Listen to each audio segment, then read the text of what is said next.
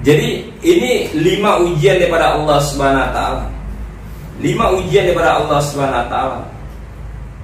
Walanabluwannakum bisyai'in minal khauf wal ju' wa naqsin minal amwal wal anfus was samarat. Jadi yang pertama al-khauf, ketakutan. Yang kedua wal ju', ini kelaparan, ujian daripada Allah Subhanahu wa taala. Kemudian wa naqsin minal amwal, kekurangan harta. Wal anfus, kekurangan daripada jiwa kita, diri kita. Merasa satu kesedihan, kegelisahan. Kemudian was samarat, kekurangan daripada makan atau buah-buahan. Kekurangan daripada buah-buahan atau makanan. Jadi ini 5 ujian yang pasti akan Allah Subhanahu wa taala berikan kepada orang-orang yang beriman, kepada orang-orang yang Allah sayang. Nah, bentuk ujian inilah dalam surat cintanya Allah Subhanahu wa taala.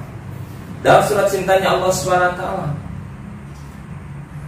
Jadi yang pertama, Masya Allah, al-khawf tadi, ketakutan. Dalam kehidupan kita sering kita ini merasa ada perasaan takut. Contoh sederhana saja, pagi ini Masya Allah, terkadang belum kita berangkat kerja, kita ada rasa takut. Takut apa? Jangan-jangan macet nih. Ketakutan kita, jangan-jangan nanti di kantornya ada masalah, jangan-jangan ini, jangan-jangan itu gitu. Nah, ketakutan-ketakutan seperti ini memang Allah SWT ujikan kepada orang yang beriman. Takut nanti kalau saya menikah, bagaimana dengan rumah tangga saya. Takut nanti ketika saya memiliki keturunan akan jadi keturunan yang soleh atau soleha. Takut nanti ketika saya punya usaha sukses atau tidak. Takut nanti setelah saya punya tempat tinggal, kediaman, cocok enggak tetangga-tetangga saya, dengan istri saya, dengan anak-anak saya. Ini ketakutan-ketakutan yang Allah SWT ujikan kepada orang yang beriman kepada Allah. Kemudian yang kedua, al-ju' tadi, Masya Allah, kelaparan tadi.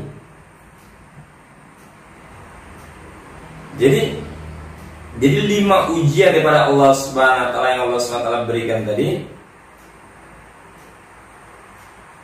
Yang keduanya adalah kelaparan. Nah, kelaparan ini pasti orang-orang beriman akan diuji dengan perkara ini dalam kehidupan di dunia yang sementara ini. Dan bentuk daripada ujian Allah Subhanahu wa taala, bentuk daripada ujian Allah Subhanahu wa taala, nah, kelaparan ini bukan yang buat kita sampai mati gitu. Jadi orang beriman tidak akan dimatikan Allah dalam kondisi kelaparan, itu tidak akan. Karena rizkinya dijamin Allah Subhanahu wa taala.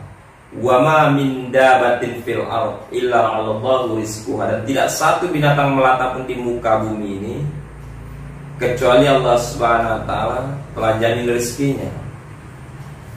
Allah Subhanahu wa taala telah jamin rezekinya. Kemudian wa naqsi minal amwal. Wa naqsi minal amwal ini kekurangan daripada harta. Ini bagian dari ujian kehidupan kita orang yang beriman kepada Allah Subhanahu wa taala. Pasti ada masanya kita kekurangan harta untuk bisa menjalani kehidupan dalam rumah tangga, pernikahan, ujian ekonomi bahasanya biasa kita katakan. Kemudian kita kekurangan harta dalam pendidikan anak-anak kita. Kita kekurangan harta dalam meneruskan usaha kita. Kemudian kita kekurangan harta dalam bentuk apapun, pasti ada Allah SWT akan berikan ujian ini hadir maka Allah Subhanahu wa taala. Kemudian wa anfus, ketakutan-ketakutan tadi, kegelisahan-kegelisahan yang Allah SWT berikan pada jiwa kita nih. Ini pasti Allah SWT ujikan kepada orang-orang yang beriman kepada Allah Subhanahu wa taala. Diberikan jodoh, dia gelisah juga. Tidak ada jodohnya, gelisah juga. Tidak punya anak, gelisah juga. Diberikan anak, gelisah juga. Diberikan harta, gelisah. Tidak punya harta, gelisah. Kegelisahan ini pasti Allah Subhanahu wa taala akan memberikan kepada orang yang beriman kepada Allah. Kemudian wal samarat, daripada buah-buahan tadi, makanan gitu, Masya Allah. Nah, ini 5 ujian yang Allah Subhanahu wa taala akan berikan kepada orang-orang yang beriman kepada Allah Subhanahu wa taala, pasti hadirin, pasti akan kita jalani siapapun orangnya lah. Kita nampak dia banyak hartanya, kita nampak dia bahagia rumah tangganya, soleh-soleha keturunan, pasti akan Allah uji dalam perkara ini. Dalam bentuk apapun ini terserah Allah mengujikan kepada setiap hamba-hambanya yang memang layak dicintai oleh Allah Subhanahu wa taala. Kemudian Allah janjikan dalam ini ayat, Masya Allah, setelah Allah SWT katakan kami akan pasti menguji kalian dengan 5 ujian, maka Allah SWT katakan wabashiris sabirin, dan beruntunglah, bergembiralah, kata Allah. Siapa yang bergembira ini setelah diuji dengan 5 perkara ini, hadir maka Allah SWT as-sabirin, jadi orang-orang yang sabar. Jadi orang-orang yang sabar yang layak bergembira dengan 5 ujian ini. Jadi yang sukses dalam 5 ujian ini, Masya Allah, adalah orang-orang yang sabar. Diuji dia dengan ketakutan tadi, perkara rumah tangga, perkara ekonomi, perkara anak-anaknya, perkara harta bendanya, tetapi dia sabar kepada Allah Subhanahu wa taala. Diuji dia tadi, Masya Allah, dengan kelaparan, mungkin 1 hari kekurangan makanan, 2 hari, 3 hari. Dikatakan barang siapa yang dia 3 hari dia kekurangan daripada makanan dan dia tidak meminta-minta kepada orang lain, tidak nyebut, diam aja, tidak nyebut pada orang tuanya, ya kan, minta bantu lah, ini uang karena kurang makan, atau minta bantu kepada tetangga atau kepada teman. Barang siapa 3 hari dia tidak ngomong kepada siapapun, maka Allah SWT cukupkan keperluan dia 1 tahun penuh. Masya Allah. 3 hari berturut-turut dia diuji dengan kelaparan tadi, kekurangan makanan. Dia tidak mengadu kepada makhluk pun, satu makhluk dia mengadu, dia hanya mengadu kepada Allah yang maha mencukupkan makanan dia. Maka Allah janjikan 1 tahun penuh Allah akan cukupkan daripada keperluan makanannya. Maqala Nabi Sallallahu Alaihi Wasallam. Kemudian sabar dia diuji dengan itu. Kemudian kekurangan harta atau kehilangan harta, Allah tiba-tiba kendaraannya dicuri orang, rumah dia mungkin kebakaran, atau harta dia ada yang hilang dan lain sebagainya. Dia sabar. Kemudian juga begitu ketika kegelisahan menghampiri, kemudian dalam 5 ujian ini dia sabar kepada Allah SWT. Berita gembira, kata Allah, untuk orang yang sabar dalam 5 perkara ujian ini. Apa tanda orang yang sabar dalam kategori penilaian Allah Subhanahu wa taala dalam 5 ujian ini?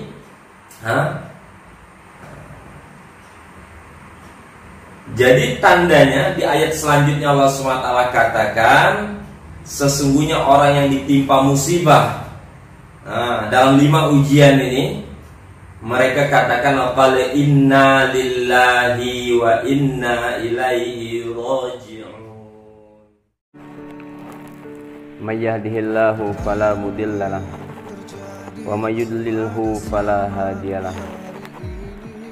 Asyhadu an la ilaha illallah wahdahu la syarikalah wa asyhadu anna Muhammadan abduhu wa rasuluh la nabiyya ba'dah.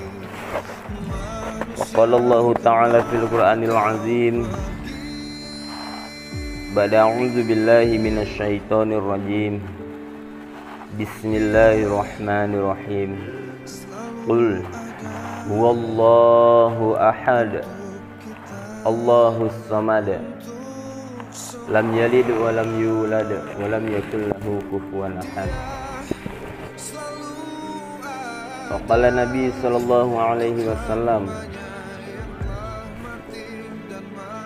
Allahumma anta rabbi la ilaha illa anta khalaqtani wa ana abduka wa ana ala ahdika wa wa'dika mastata'na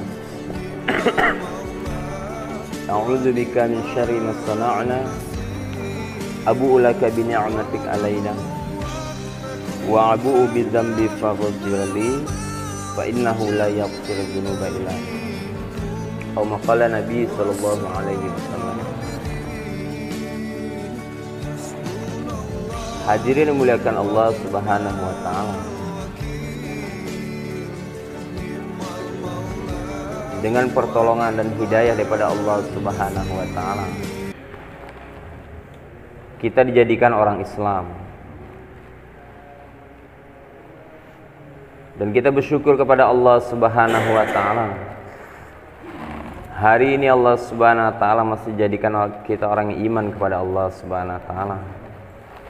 Meyakini bahwa Allah Al-Khaliq yang menciptakan, Allah Al-Malik yang memelihara, Allah Ar-Razik yang maha memberikan rizki. Dan hari ini kita masih yakin bahwa Allah Subhanahu wa taala senantiasa melihat kita, mendengar setiap apa yang kita lafazkan ataupun yang dalam hati kita, dan mengetahui semua hajat dan keinginan kita, yang mana yang terbaik untuk kita di dunia dan mana yang tidak baik untuk kita di dunia maupun di akhirat. Jadi kita bersyukur kepada Allah Subhanahu wa taala. Janji Allah Subhanahu wa taala untuk orang yang syukur kepada Allah Subhanahu wa taala. La in syakartum la azidannakum wa la in kafartum inna azabi lasyadid. Barang siapa ketika hari ini kita syukur kepada Allah Subhanahu wa taala, maka pasti janji Allah Subhanahu wa taala akan Allah tambah nikmatnya. Akan Allah Subhanahu wa taala tambah nikmatnya. Tetapi ketika hari ini kita menjadi hamba yang kufur, tidak mengakui daripada nikmat-nikmat Allah Subhanahu wa taala, maka azab Allah Subhanahu wa taala ini sangatlah pedih. Ini janji dan peringatan daripada Allah Subhanahu wa taala. Hari ini betapa banyak nikmat yang Allah Subhanahu wa taala berikan kepada kita. Cuman terkadang dalam kehidupan kita melihat kekurangan daripada kehidupan kita. Kita senantiasa melihat daripada hilangnya nikmat atau kekurangan daripada kehidupan kita. Misalnya Allah SWT hantar satu penyakit, kita pusing kepala, kita lupa gigi kita tidak sakit, jantung kita tidak sakit, hati kita tidak sakit, kaki tidak sakit, tangan tidak sakit, paru-paru masih sehat dan lain sebagainya. Terkadang kita terfokus pada satu masalah, sakit kepala, sehingga kita merasa kita orang yang paling susah di dunia. Jadi masalah kegelisahan hati kita sebab tidak mampunya kita menghadirkan nikmat Allah Subhanahu wa taala dalam kehidupan kita. Tidak mampu menghadirkan nikmat Allah Subhanahu wa taala dalam kehidupan kita. Ketika hari ini kita bisa menjadi hamba-hamba Allah Subhanahu wa taala yang senantiasa bisa melihat nikmat-nikmat Allah Subhanahu wa taala yang Allah amanahkan kepada kita, maka pasti hati kita ini akan tenang. Pasti hati kita ini akan tenang. Jauh daripada kegelisahan. Masalah apapun bentuknya.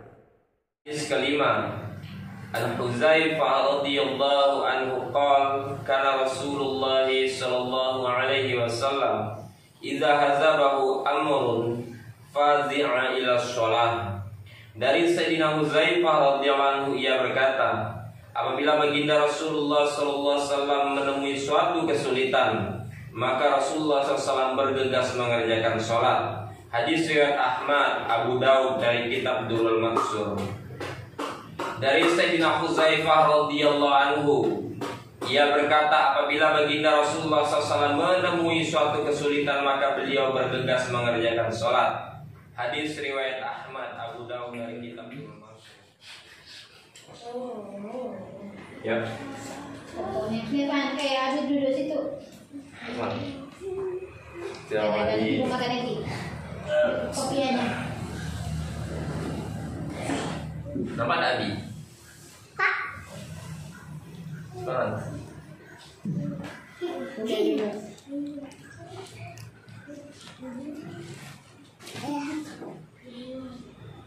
Ada duduk situ. Mana kopian ke mana? Pakai kopiannya. Di sini kamu udah duduk.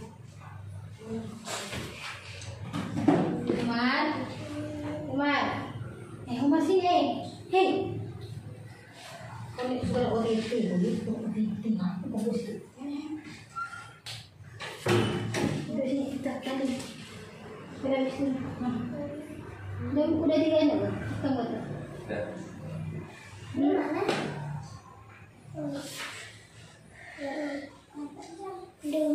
Udah, sudah. Saya makan lah. Mana pengambil ini? Ada kesimpan tuh, nanti ngambil.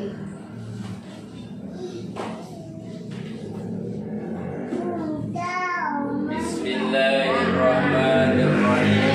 Man. Man. Ada, sini. Umar, sini. Sini, dekat lagi sini. Minta bang. Beli mainan tak? Beli tembakan tak? Nah, sini mana? Beli tembakan sini ya. Apa dia sini? Udah amat itu. Umar sini, Umar sini. Sini. Bismillahirrahmanirrahim. Kisah tangisan baginda Rasulullah Sallallahu Alaihi Wasallam sepanjang malam. Suatu ketika baginda Rasulullah Sallallahu Alaihi Wasallam menangis sepanjang malam. Beliau sholat hingga waktu subuh sambil terus menerus membaca Al-Quran.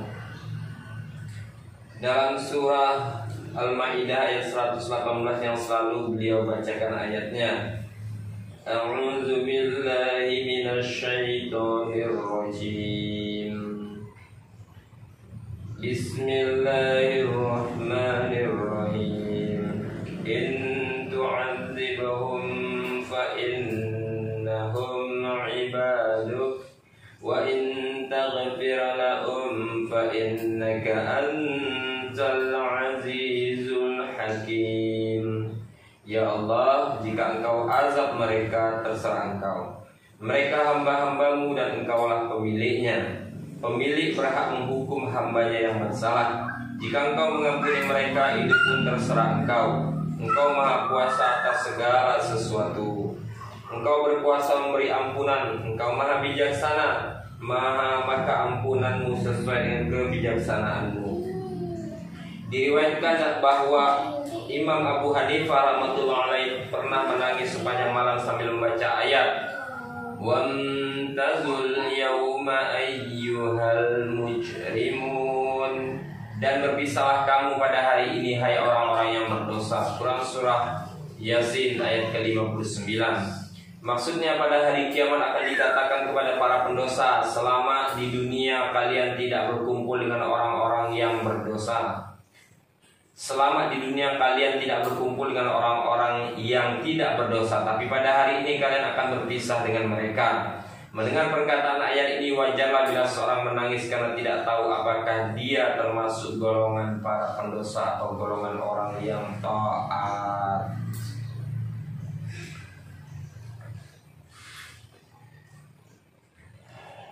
Fadilah sholat, bergegas sholat dalam setiap musibah. Hadis kelima, Al-Huzaifah radhiyallahu anhu qala kana Rasulullah sallallahu alaihi wasallam idza hazabahu amrun fazi'a ila shalah. Dari Sayyidina Huzaifah radhiyallahu anhu, ia berkata, apabila baginda Rasulullah sallallahu alaihi wasallam menemui suatu kesulitan, maka Rasulullah SAW bergegas mengerjakan sholat. Hadis riwayat Ahmad, Abu Daud dari kitab Durrul Mansur.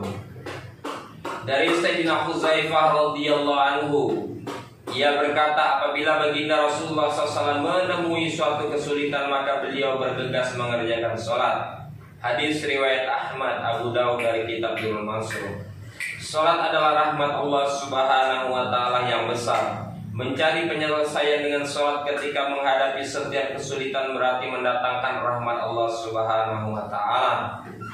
Jika rahmat Allah Subhanahu wa Ta'ala datang, tidak ada lagi kesulitan yang tersisa. Banyak riwayat yang menyebutkan tentang hal ini. Para sahabat radhiyallahu anhum yang selalu mengikuti setiap langkah baginda Nabi sallallahu alaihi wasallam juga sering melakukannya.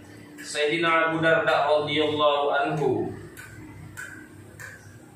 berkata, jika terjadi angin topan, baginda Rasulullah SAW bergegas masuk masjid dan tidak akan keluar dari masjid sebelum angin reda. Jika terjadi angin topan, baginda Rasulullah SAW bergegas masuk masjid dan tidak akan keluar dari masjid sebelum angin reda. Demikian juga ketika terjadi gerhana matahari atau bulan, baginda Rasulullah SAW bergegas mengerjakan sholat.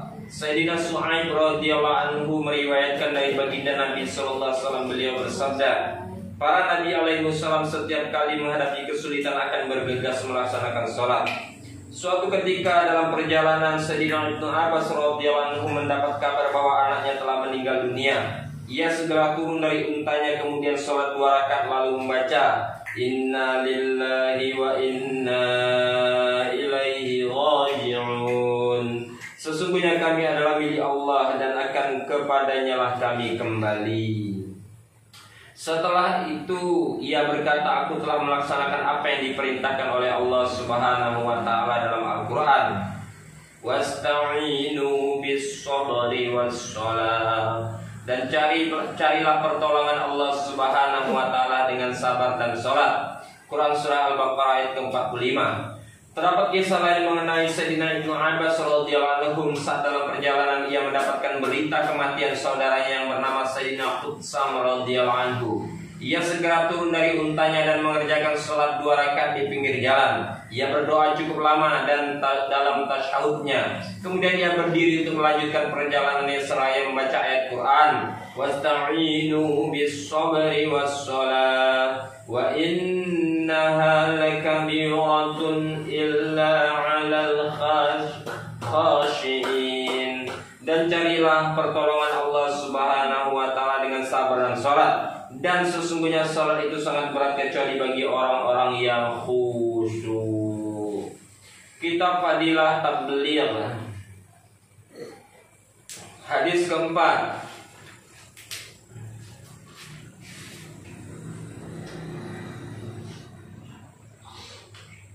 An Jaririn ibni Abdillah radhiyallahu anhu qala sami'tu Rasulullah sallallahu alaihi wasallam yaqul ma min rajulin yakunu fi qaumin ya'malu fihim bil ma'asi yaqdiruna ala an yughayyir alaihi wa la yughayyirun illa asabahumullah bi'aqabin qabla an yamutu.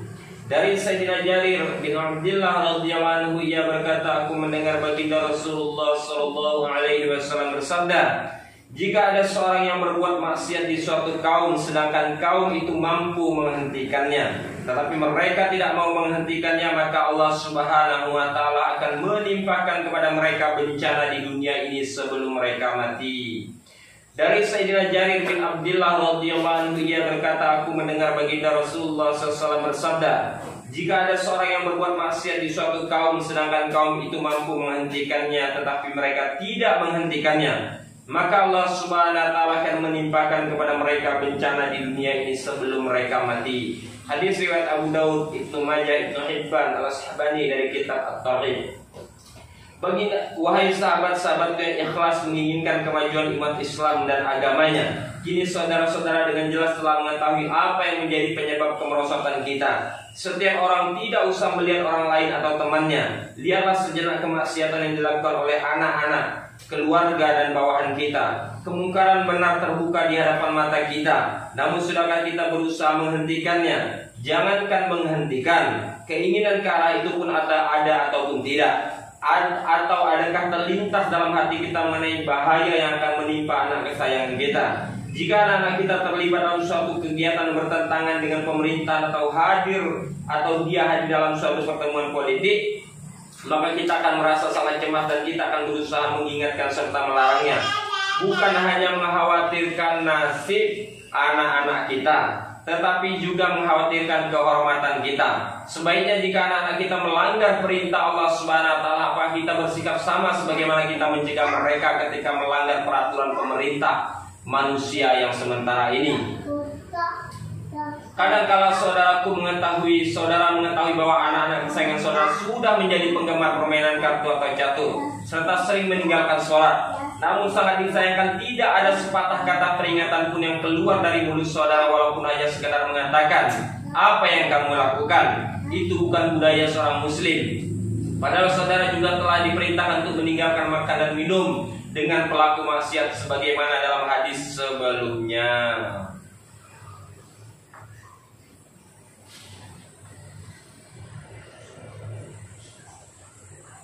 Kitab Fadilah Al-Quran.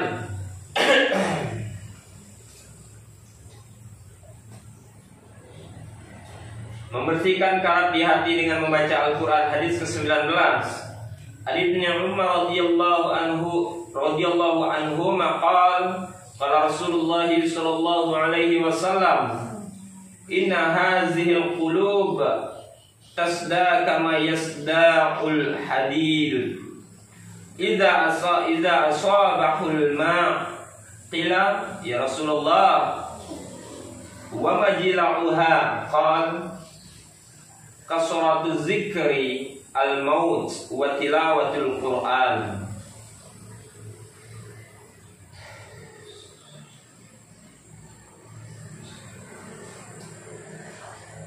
Dari Sayyidina Ibnu Umar radhiyallahu anhu, baginda Rasulullah SAW bersabda, sesungguhnya hati itu berkarat sebagaimana besi berkarat jika terkena air. Sahabat bertanya, ya Rasulullah, apakah pembersihnya? Beliau bersabda, banyak mengingat maut dan membaca Al-Quran. Dari Sayyidina Ibnu Umar radhiyallahu anhu, baginda Rasulullah SAW bersabda, sesungguhnya hati ini berkarat sebagaimana berkaratnya besi jika terkena air. Sahabat bertanya, ya Rasulullah, apakah pembersihnya? Beliau bersabda, banyak mengingat maut dan membaca Al-Quran. Hadis riwayat Baihaqi dari kitab Al-Syu'ab. Faedah banyak berbuat dosa dan lalai dari zikrullah menyebabkan hati berkarat seperti besi yang berkarat bila terkena air. Dengan tilawah Al-Quran dan mengingat maut, hati menjadi bersinar kembali. Hati ibaratkan cermin, semakin kotor semakin redup sinar makrifat yang dipantulkannya. Sebaliknya semakin bersih semakin terang pantulan sinar makrifatnya. Oleh sebab itu barang siapa terperosok dalam godaan nafsu maksiat dan tipu daya setan, ia akan terjauh dari ma'rifatullah. Untuk membersihkan hati yang kotor, para ulama suluh atau tasawuf menganjurkan agar melakukan mujahadah, riyadhah, zikrullah, dan sibuk beribadah. Disebutkan dalam sebuah hadis bahwa jika seorang hamba berbuat dosa, maka timbul satu titik hitam di hatinya. Jika ia sungguh-sungguh bertaubat, maka titik hitam itu akan hilang. Sebaliknya, jika ia melakukan dosa lain, maka akan muncul titik hitam lain. Dan demikian seterusnya. Jika dosa yang telah dilakukan begitu banyak, maka hatinya akan menjadi hitam, sehingga hilanglah keinginan terhadap kebaikan. Bahkan hatinya akan selalu condong ke arah kejahatan. Semoga Allah Subhanahu wa ta'ala menjaga diri kita dari hal yang demikian. Al-Quran telah menyebutkan tentang hal ini dalam ayat Kalla bal rana ala qulubihim ma kanu yaksibun. Sekali-kali tidak. Sebenarnya apa yang selalu mereka usahakan itu menutup hati mereka. Quran surah Al-Mutaffifin ayat ke-14. Baginda Rasulullah SAW bersabda, aku tinggalkan bagimu dua nasihat. Yang satu berbicara, yang lain diam. Yang berbicara itu Al-Quran, dan yang diam itu mengingat maut. Nasihat-nasihat beliau itu akan bernilai bagi mereka yang siap menerima, menganggapnya penting. Sedangkan bagi mereka yang menilai bahwa agama itu tidak berharga dan hanya menghalangi kemajuan, tentu ia tidak akan pedulikan nasihat tersebut, apalagi akan mengamalkannya. Syekh Hasan Basri rahmatullah alaih berkata, orang-orang dahulu memahami Al-Quran itu seperti firman Allah Subhanahu wa ta'ala untuk diri kita. Sepanjang malam mereka bertafakur dan bertadabbur terhadap Al-Quran, dan sepanjang siang mereka sibuk mengamalkannya. Sedangkan kalian hanya perhatikan huruf, fathah, kasrah, dan dhammahnya, tapi tidak menganggapnya sebagai firman Raja atau Allah Subhanahu wa ta'ala untuk diri kalian, sehingga kalian tidak bertafakur dan bertadabbur dengannya. Alhamdulillah telah kita mendengarkan beberapa hadis Nabi Sallallahu Alaihi Wasallam. Apa yang kita dengar ini kita niat amal dan sampaikan. Insyaallah. Insyaallah. Subhanallah bihamdihi, subhanallah bihamdika.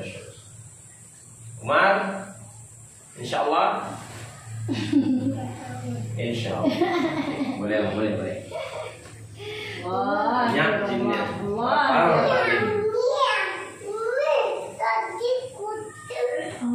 Tadi kucing punya Umi bakar. Jadi baju itu basah bajunya.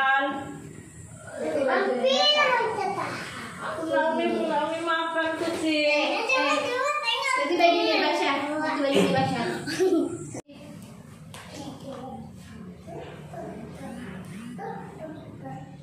A'udzu billahi minasyaitonir rajim. Mas Habib bisa baca? Bisa. Hah? Bukan masih ini, ya, bisa ya?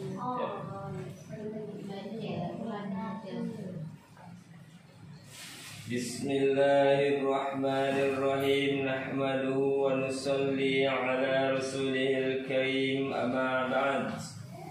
Adab-adab ta'lim wa ta'lum dari kitab Fadilah Amal.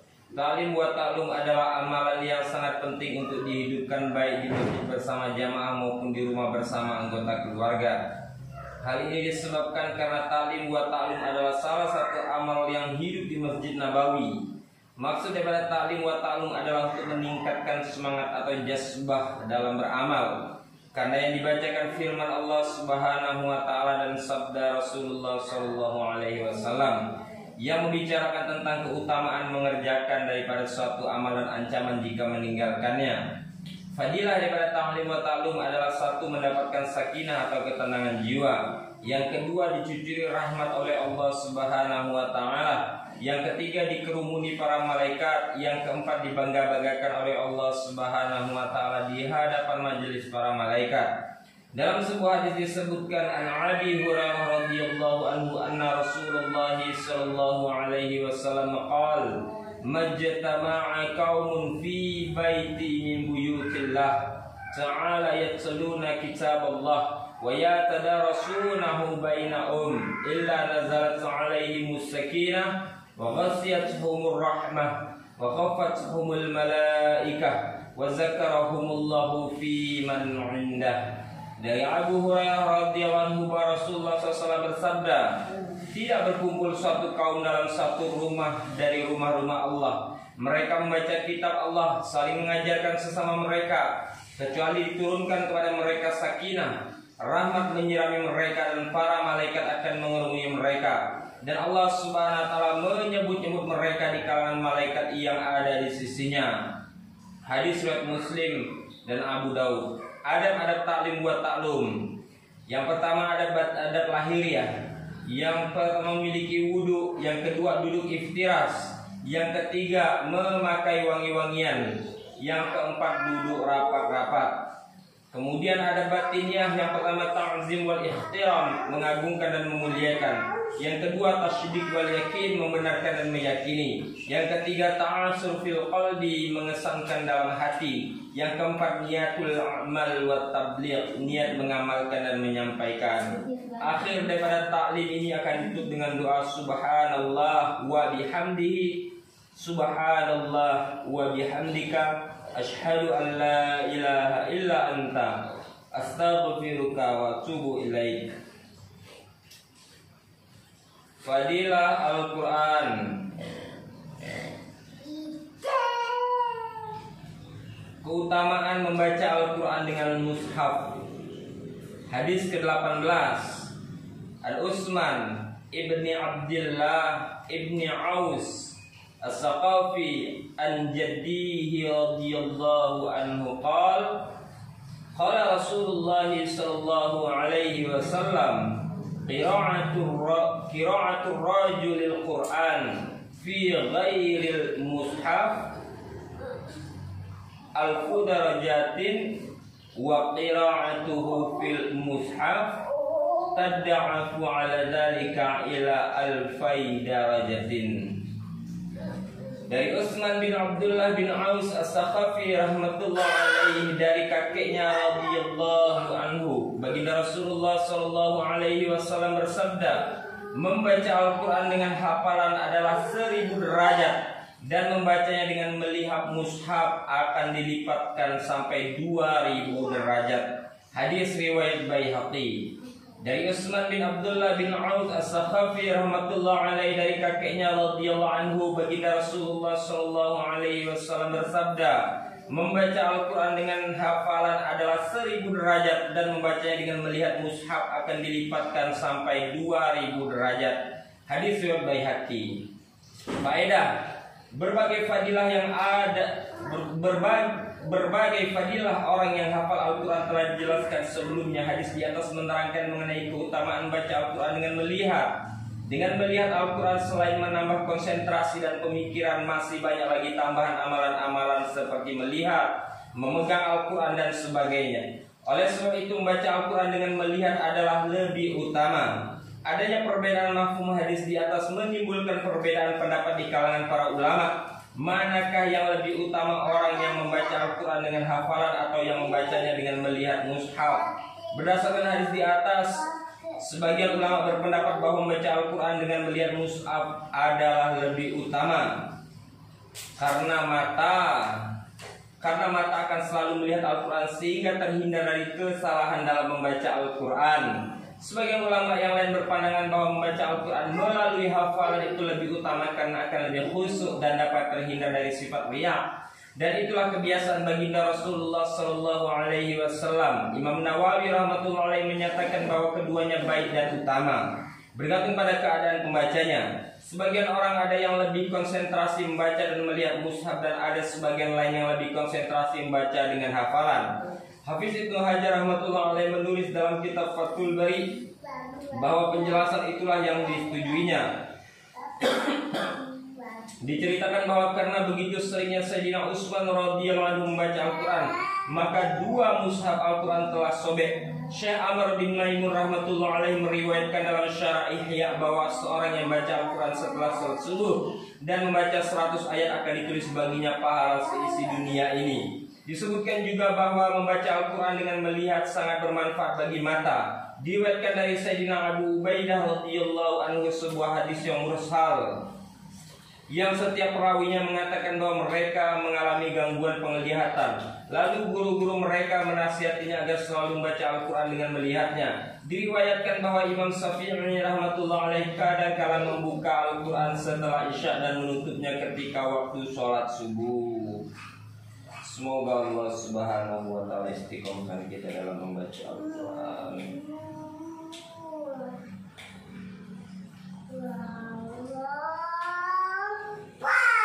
Kitab Fadilah Sholat. Hadis ketiga. Hadis keempat. Dalam membersihkan dosa sholat bagaikan sungai yang mengalir.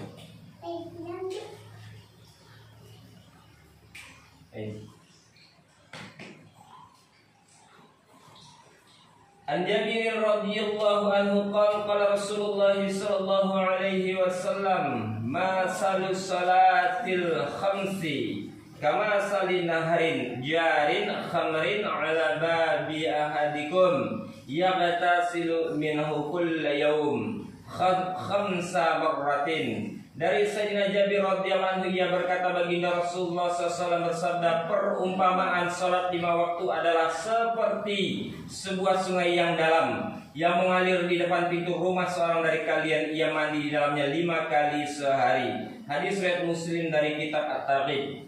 Dari Sayyidina Jabir radhiyallahu anhu, ia berkata, baginda Rasulullah SAW bersabda, perumpamaan sholat 5 waktu adalah seperti sebuah sungai yang dalam yang mengalir di depan pintu rumah seorang dari kalian. Ia mandi di dalamnya 5 kali sehari. Biasanya air yang mengalir itu bersih dari kotoran yang lain. Semakin dalam sebuah sungai maka semakin jernih dan bersih. Oleh sebab itu hadis di atas mengumpamakan sholat dengan sungai yang dalam dan mengalir. Seandainya seorang mandi di dalamnya, maka badannya akan bersih. Demikian pula sholat yang dilakukan dengan sengaja, adab-adabnya dapat membersihkan segala dosa. Selain hadis di atas, masih banyak hadis lain yang semakna dengan hadis tersebut. Dari Sayyidina Abu Sa'id Al-Khudri radhiyallahu anhu, dia mengatakan, baginda Rasulullah SAW bersabda, sholat 5 waktu merupakan penghapus dosa-dosa yang terjadi di antara waktu-waktu sholat tersebut. Maksudnya, keberkahan sholat dapat menghapuskan dosa-dosa kecil yang terjadi di antara satu waktu sholat dengan waktu sholat lainnya. Selanjutnya hadis tersebut memberikan perumpamaan sebagaimana seseorang yang bekerja di sebuah pabrik, maka dirinya akan kotor dan berdebu, tapi ada 5 sungai yang mengalir antara pabrik dan rumahnya. Setiap pulang ia mandi di atas sungai tersebut, di dalam sungai tersebut. Itulah perumpamaan sholat 5 kali sehari. Semua kesalahan dan dosa dilakukan di antara waktu sholat itu akan diampuni oleh Allah Subhanahu wa ta'ala. Hal ini disebabkan oleh doa dan istighfar yang terkandung di dalam sholat.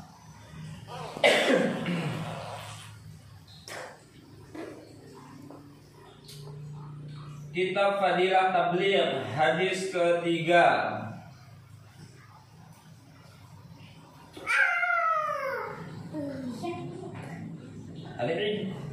An Ibni Mas'ud radhiyallahu anhu qala Rasulullah sallallahu alaihi wasallam awwalu ma dakhala an-naqsu ala bani Israil annahu kana ar-rajulu yalqa ar-rajula fayaqulu ya hadza taqillah wa da'a ma tasna'u bihi fa innahu la yahillu laka summa yalqahu min al-ghadi wa huwa ala halihi fala yamna'uhu zalika an yakuna aqilahu wasaribahu wa qa'idahu falamma fa'alu zalika daraballahu quluba ba'dihim bi ba'din summa qala lu'ina alladhina kafaru min bani Israil ala lisani Daud wa Isa ibni Maryam zalika bima asaw wa kanu ya'taduna kanu la yatanahawna an munkarin fa'aluh labi'asa ma kanu yaf'alun tara katsiran minhum yatawallawna allazina kafaru labi'asa ma qaddamat lahum anfusuhum an sakhitallah alaihim wa fil adabi khalidun walau kanu yu'minuna billahi wan nabiyyi wa ma unzila ilaihi mattakhadhuhum awliya'a walakinna katsiran minhum fasiqun summa qala kala wallahi la ta'murunna bil ma'ruf wa la tanhauna 'anil munkar wa la ta'khudunna 'ala yadid zalim wa la ta'tirunna 'alal haqqi atran. Dari Sayyidina Ibnu Mas'ud radhiyallahu anhu, ia mengatakan bahwa baginda Rasulullah SAW bersabda, penyebab pertama kemerosotan Bani Israel adalah jika orang soleh di antara mereka bertemu dengan pelaku maksiat. Ia berkata, takutlah kamu kepada Allah Subhanahu wa Ta'ala. Janganlah kamu berbuat begitu karena hal itu tidak halal bagimu. Kemudian esoknya orang soleh tersebut bertemu kembali dengan orang itu dalam keadaan yang sama. Tapi hal ini tidak menghalangi orang soleh tersebut untuk makan, minum, dan duduk bersamanya. Ketika mereka berbuat demikian, Allah Subhanahu wa Ta'ala menyatukan hati mereka. Hati orang soleh dijadikan sama dengan hati pelaku maksiat. Kemudian baginda Nabi SAW membacakan ayat, telah dilaknat orang-orang kafir dari kaum Bani Israel melalui lisan Daud dan Isa bin Maryam. Hal ini disebabkan mereka durhaka dan melampaui batas. Mereka tidak saling melarang kemungkaran yang mereka lakukan. Sungguh sangat buruk apa yang mereka lakukan. Engkau lihat kebanyakan mereka tolong menolong dengan orang-orang kafir. Sungguh amat buruk apa yang mereka sediakan bagi diri mereka, yaitu kemurkaan Allah terhadap mereka yang kekal dalam azab. Jika mereka beriman kepada Allah, kepada Nabi, dan apa yang diturunkan kepadanya, tentu mereka tidak akan mengambil orang-orang kafir sebagai pemimpin. Tapi kebanyakan mereka adalah orang fasik. Kemudian baginda Nabi SAW bersabda, ingatlah demi Allah, kalian harus mengajak kepada kebaikan dan mencegah dari keburukan. Cegahlah mereka yang berbuat zalim dari kezalimannya, dan tariklah mereka dengan kuat kepada kebenaran. Hadis riwayat Abu Daud dan Tirmizi dari kitab At-Targhib. Hadis lain menyatakan bahwa baginda Nabi SAW sedang duduk bersandar bantal. Tiba-tiba beliau bangkit dengan penuh semangat lalu bersabda seraya bersumpah, demi Allah, kamu tidak akan mencapai kepada keselamatan selama kamu tidak mencegah pezalim dari kezalimannya. Beliau juga bersabda dengan bersumpah, kalian hendaklah selalu mengajak kepada kebenaran, mencegah kemungkaran dan menghentikan pezalim dari kezalimannya, dan meraih mereka dengan kuat kepada kebenaran. Jika tidak, hati kalian akan disatukan dengan hati mereka dan kalian akan dilaknat oleh Allah Subhanahu wa Ta'ala, sebagaimana Allah Subhanahu wa Ta'ala telah melaknat Bani Israel. Kemudian beliau membaca ayat Al-Quran yang menegaskan Bani Israel telah dilaknat. Salah satu sebabnya adalah karena mereka tidak saling mencegah dari perbuatan yang mungkar. Ya Allah, ya Allah, Ibni Abdillah.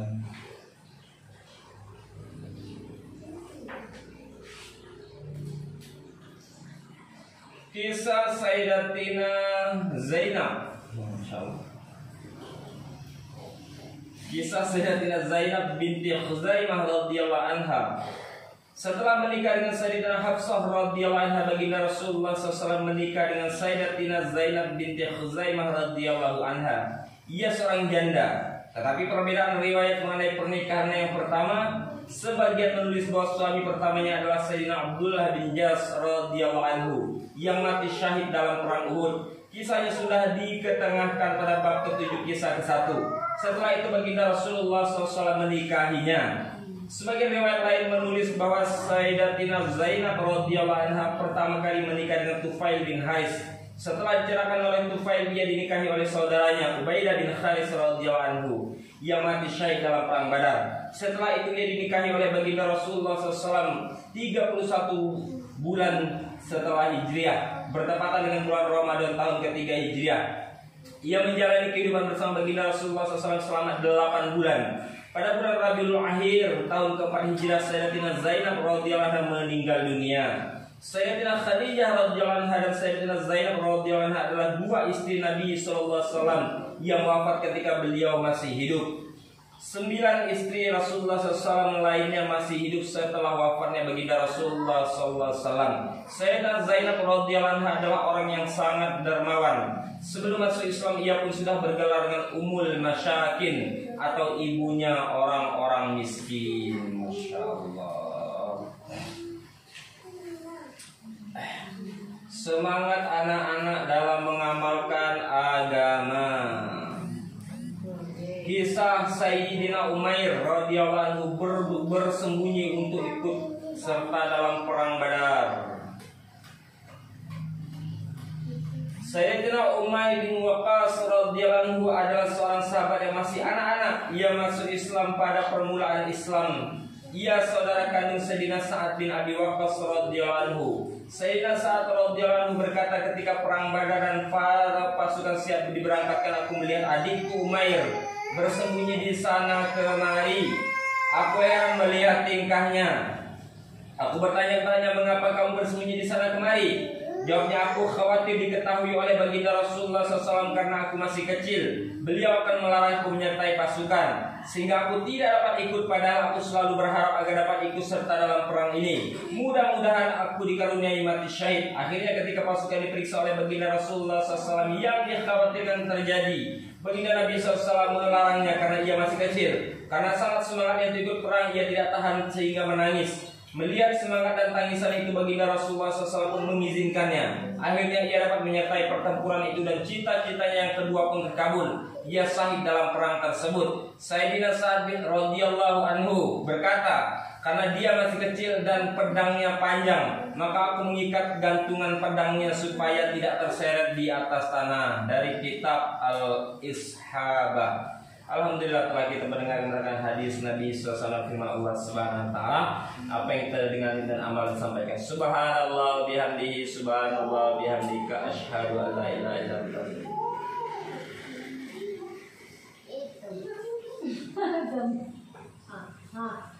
Itu. Umur bocor aku pindah, berapa menit tak pindah keluar.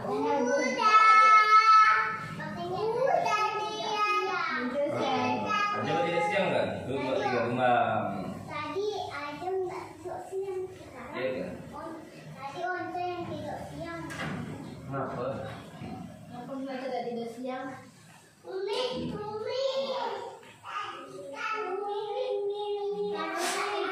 Akbar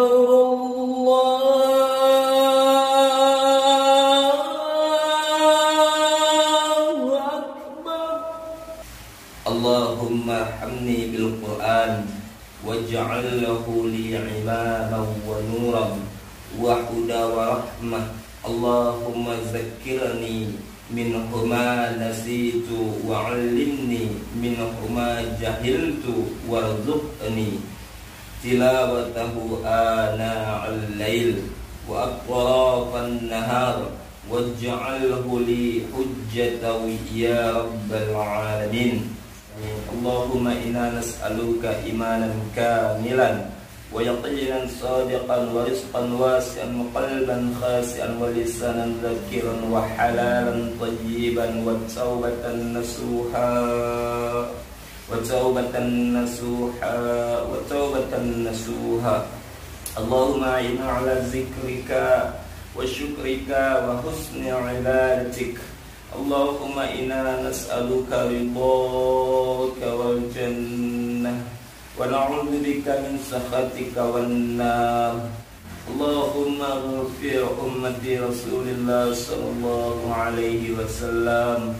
Allahumma arham ummati Rasulillah sallallahu alaihi wasallam. Allahumma hdi ummati Rasulillah sallallahu alaihi wasallam. Allahumma salli ummati Rasulillah sallallahu alaihi wasallam. Allahumma inni a'udzubika minal hammi wal hazan wa a'udzubika minal 'ajzi wal kasal wa a'udzubika minal jubni wal bukhl وأعوذ بك من غلابة الدين وكفر الرجال. اللهم إني أعوذ بك من شر سمعي ومن شر بصري ومن شر لساني ومن شر قلبي. اللهم إني أعوذ بك من علم لا ينفع وقلب لا يخشى وعمل لا يرفع ودعاء لا يسمع ودعاء لا يسمع ودعاء لا يسمع. ربنا آتنا من لدنك رحمة وهيئ لنا من أمرنا رشدا. ربنا آتنا من لدنك رحمة وهيئ لنا من أمرنا رشدا. ربنا آتنا من لدنك رحمة وهيئ لنا من أمرنا رشدا. اللهم أنت ربي لا إله إلا أنت خلقتني وأنا عبدك وأنا على عهدك ووعدك ما استطعنا. أعوذ بك من شر ما صنعنا. أبوء لك بنعمتك علينا وأبوء بذنبي فاغفر لي فإنه لا يغفر الذنوب إلا أنت. اللهم إنا نسألك سلامة في ديننا وعافية في جسدنا وزيادة في علمنا وبركة في رزقنا والتوبة قبل الموت ورحمة عند الموت ومغفرة بعد الموت. اللهم حوّن علينا في سكرة الموت ونجاة من النار والعفو عند الحساب. اللهم ربنا تقبل منا صلاتنا وقيامنا وركوعنا وسجودنا وقعودنا وتضرعنا وتعابدنا وتمم تقصيرنا يا الله يا الله يا رحمن يا رحيم يا عزيز يا حكيم يا رب العالمين. ربنا ربنا ربنا لا تزغ قلوبنا بعد إذ هديتنا وهب لنا من لدنك رحمة إنك أنت الوهاب. ربنا ربنا ربنا لا تزغ قلوبنا بعد إذ هديتنا وهب لنا من لدنك رحمة إنك أنت الوهاب. يا الله يا رحمن يا رحيم يا رب العالمين. Ya Allah, ampunkanlah dosa kami dengan sebab khatam Quran kami, ya Allah. Ya Allah, terimalah amalan khatam Quran kami, ya Allah. Jadikanlah asal khatam Quran kami, Kau berikan hidayah pada kami, ya Allah. Kau kekalkan hidayah pada kami, ya Allah. Dan jadikan asbab hidayah, ya Allah, untuk kedua orang tua kami, ya Allah. Untuk ahli keluarga kami, ya Allah. Untuk pernikahan kami, ya Allah. Untuk anak keturunan kami, ya Allah. Untuk umat seluruh alam, ya Allah. Ya Allah ya Rahman, jadikanlah asbab khatam Quran kami, ya Allah. Kau jadikan asbab hidayah sehingga kami mudah mengamalkan perintah sholat, mudah mengamalkan perintah zakat, mudah mengamalkan perintah haji dan umrah, ya Allah. Ya Allah ya Rahman, serta mudah untuk mengamalkan sunnah-sunnah Nabi sallallahu alaihi wasallam. Ya Allah ya Rahman, terimalah amalan khatam Quran kami, ya Allah. Istiqomah kami dalam baca Quran, ya Allah. Mudahkan kami dalam memahami Quran, ya Allah. Mudahkan kami dalam mendakwakan Quran, ya Allah. Ya Allah ya Rahman, ya Rahim, bimbing kami, tuntun kami, ya Allah. Bantulah kami untuk hidup senantiasa berdoa dengan Quran, ya Allah. Bantulah kami, ya Allah. Bimbinglah kami, ya Allah. Kami lemah, kami doif, ya Allah. Ya Allah ya Rahman, ya Rahim, ya Allah. Jadikanlah asbab khataman Quran kami Kau terima, ya Allah. Kau ampunkan dosa kedua orang tua kami, ya Allah. Kalau mereka telah meninggal, ya Allah, jadikanlah kubur mereka sebagai taman-taman surga untuk mereka, ya Allah. Jadikanlah ini bagian daripada amal jariah untuk mereka, ya Allah. karena mereka ya Allah orang tua yang telah mendidik kami ya Allah, memaafkan kami tentang Quran ya Allah, mengajarkan kami pentingnya untuk membaca Quran ya Allah. Jikalau amal kami sebagai anak ya Allah mengalir kepada mereka yang telah meninggal ya Allah. Ya Allah Rahman Rahim, untuk mereka yang telah hidup ya Allah, jadikanlah sebab hidayah untuk mereka ya Allah. Ya Allah Rahman Rahim, jadikanlah aksu amalan Quran kami ya Allah. Engkau tuntun kami, Engkau bimbing kami ya Allah. Engkau wujudkan keluarga yang sakinah mawaddah dalam pernikahan kami ya Allah.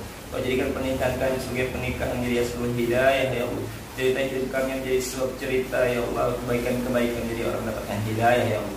Ya Allah, bimbinglah kami lemah, kami dhaif ya Allah. Bantulah kami ya Allah untuk mewujudkan amal-amal soleh dalam rumah kami ya Allah. Bantulah kami ya Allah untuk menjadi asbab hidayah di luar daripada rumah kami ya Allah. Ya Allah ya Rahman Rahim, bimbinglah kami, tuntunlah kami ya Allah. Sempurnakanlah iman kami, sempurnakanlah keyakinan kami ya Allah. Keluarkanlah kebesaran makhluk daripada hati kami ya Allah. Masukkanlah kebesaran Engkau dalam hati kami ya Allah. Jauhkanlah kami daripada sifat sombong ya Allah ya Rahman ya Rahim ya Allah. Wujudkanlah sifat tawadhu dalam kehidupan kami ya Allah. Ya Allah, bimbinglah kami ya Allah, mudahkan kami untuk mengamalkan sunnah-sunnah Nabi 24 jam dalam kehidupan kami ya Allah. Mudahkanlah kami ya Allah, mudahkanlah ya Allah dalam rumah tangga kami ya Allah, dan keluarga kami ya Allah, kehidupan kami sehari-hari ya Allah.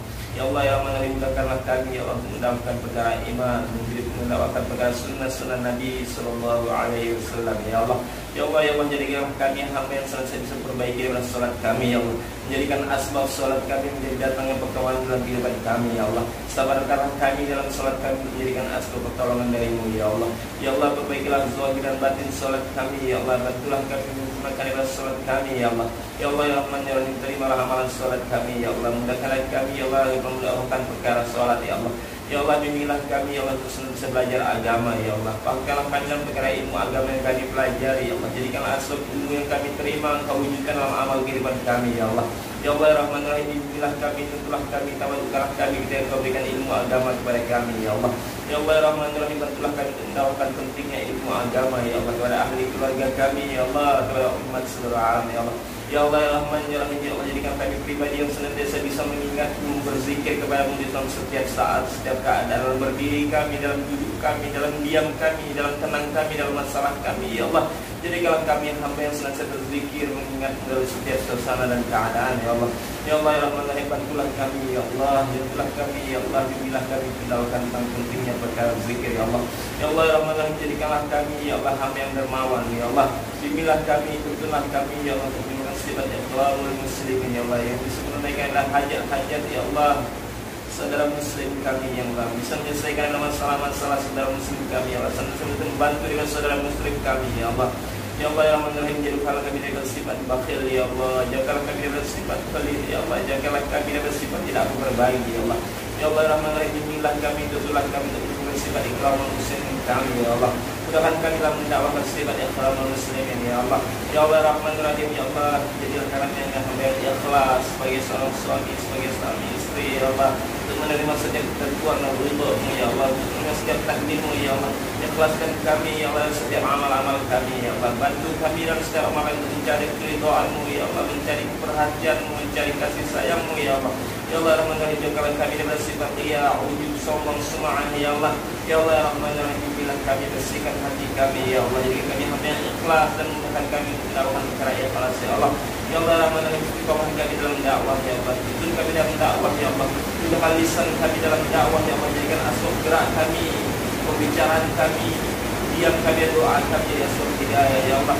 Ya Allah Rahman Rahim, mudahkan kami dalam tabligh agama-Mu ya Allah, berbagi dalam dakwah ya Allah, berbagi dalam ilmu agama ya Allah. Rabbana atina fid dunya hasanah wa qina adzabannar.